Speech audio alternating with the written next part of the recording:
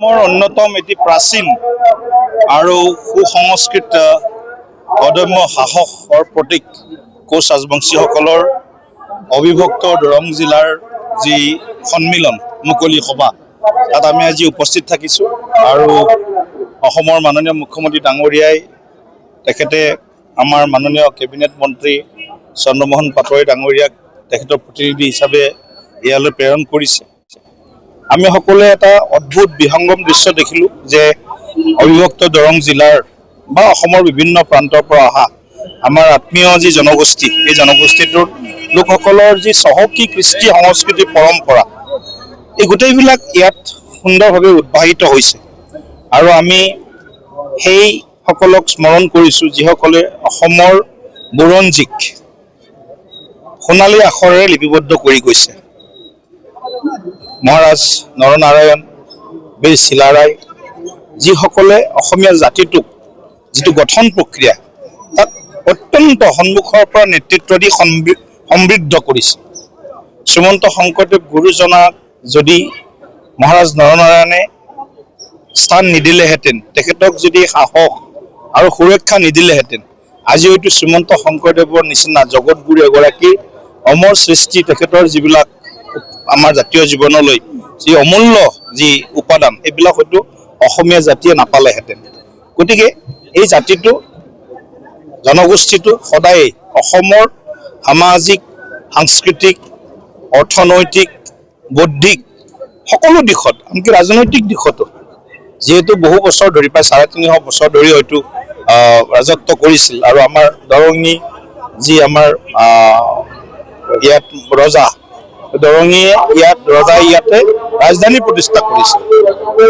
গতিকে আমাৰ এতিয়া হাউলি যিটো অঞ্চল আছে হাউলিত ৰাজহাউলি প্ৰতিষ্ঠা কৰি আমাৰ দৰঙী আমাৰ এই গোটেই বৃহত্তৰ জিলাখনক আমাৰ প্ৰসিদ্ধ যি আমাৰ বুৰঞ্জী আছে বুৰঞ্জীত স্থান দিবৰ কাৰণে তেখেতসকলে কষ্ট কৰি গৈছিল, চেষ্টা কৰি গৈছিল। গতিকে আজি আমি জাতিটোৰ যি উত্তৰণ আমি দেখিছোঁ সেই উত্তৰণ হৈছে, কিন্তু আৰু যথেষ্ট কাম কৰিব লগা হৈছে। ইতিমধ্যে আমাৰ জনগোষ্ঠীৰ জনজাতিকৰণক কোচ ৰাজবংশীসকলক আমি জনজাতিকৰণৰ বাবে যিটো প্ৰক্ৰিয়া সেই প্ৰক্ৰিয়াত তেখেতসকলকো চামিল কৰি আমাৰ বিধানসভাৰ প্ৰস্তাৱ ৰিজলিউশ্যন ইতিমধ্যে মন্ত্ৰীগোটৰ প্ৰতিবেদনত ইয়াত বিধানসভাই এছেম্বলিয়ে ইয়াক পাছ কৰিছে আৰু কেন্দ্ৰলৈ হয়তো প্ৰেৰণ কৰিব। গতিকে আমি আশা কৰিম আমাৰ এই জনগোষ্ঠীটোৰ যি এছটিকৰণৰ দাবী আছিলে দীৰ্ঘদিনীয়া এইটো সোনকালে সম্পূৰ্ণ হওক।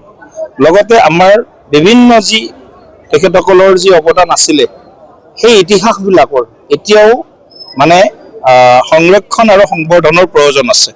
গতিকে সেই সংৰক্ষণ সংবৰ্ধনৰ দিশতো অসম চৰকাৰে বিশেষভাৱে গুৰুত্ব লৈছে। আজি অসমত আজি চিলাৰায় ভৱনৰ পৰা আৰম্ভ কৰি আজি বিভিন্ন স্থানত আমাৰ এই জনগোষ্ঠীটোৰ উত্তৰণৰ কাৰণে বিভিন্ন শৈক্ষিক প্ৰতিষ্ঠান প্ৰশিক্ষণ ইত্যাদিৰ ব্যৱস্থা কৰিছে। ইয়াৰ জৰিয়তে আমাৰ চৰকাৰখনে বিশেষকৈ কোচ ৰাজবংশীসকলৰ প্ৰতি যে দায়বদ্ধ আৰু সংবেদনশীল সেই গোটেই বিষয়টো বিগত বিভিন্ন চৰকাৰৰ পদক্ষেপত প্ৰতিফলিত হৈছে। যিহেতু ইতিমধ্যে তাত আমাৰ উত্তৰ গুৱাহাটীত ২ বিঘা মাটি আমাৰ কাৰণে কোচ ৰাজবংশীৰ কাৰণে ইতিমধ্যে আবণ্টন দিছে। তাত সুন্দৰ গেষ্ট হাউচৰ নিৰ্মাণ কাৰ্য চলি আছে আৰু অলপ মাটি এতিয়া কাৰ্যালয়টোৰ কাৰণে লাগে, সেইখিনিও নিশ্চয় মাননীয় মুখ্যমন্ত্ৰী ডক্টৰ হিমন্ত বিশ্ব শৰ্মা ডাঙৰীয়াই প্ৰদান কৰিব। ইয়াত যদি ২ বিঘা দিব পাৰে আৰু 1 বিঘা দিব পাৰিব। ইয়াত কোনো ধৰণৰ ইয়াক লৈ কোনো 1 বিঘা দিছে, 2 বিঘা আছে, 1 বিঘা ইতিমধ্যে দিছে আৰু 1 বিঘা লাগে। গতিকে নিশ্চিতভাৱে আমাৰ জনগোষ্ঠীটোৰ দাবীটো মুখ্যমন্ত্ৰী ডাঙৰীয়াই ইয়াত নিশ্চয় সঁহাৰি দিব আৰু প্ৰয়োজনীয় যিখিনি ভূমি লাগে তেখেতসকলৰ যিটো কাৰ্যালয় কেন্দ্ৰীয় কাৰ্যালয় নিৰ্মাণৰ কাৰণে চিলাৰায় ভৱন, গতিকে এইখিনি আমি আমাৰ ফালৰ পৰা কৰা আছিল। মিত্ৰতা আছে, মিত্ৰতা থাকিব, ইয়াত আৰু বেলেগ কথা নাই। যুৱ প্ৰজন্মৰ প্ৰাৰ্থী আৰু মহিলা প্ৰাৰ্থী নিশ্চিতভাৱে ভাৰতীয় জনতা পাৰ্টি বা আজিকালিৰ প্ৰায় ৰাজনৈতিক দলবিলাকে যোগ্য আৰু জিকিব পৰা যুৱ নেতা মানে কেৱল 18 বছৰ 20 বছৰ 22 বছৰ 21 বছৰটো 25 বছৰটো মিনিমাম লাগে।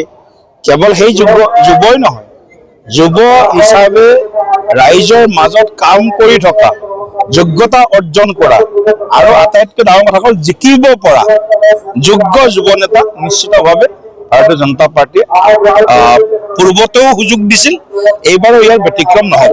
পৰৱৰ্তী মহিলা প্ৰাৰ্থী থাকিব। এইবিলাক কথা এতিয়া সময় হোৱা নাই, পিছত আলোচনা কৰিম। মাননীয় মন্ত্ৰী ডাঙৰীয়া।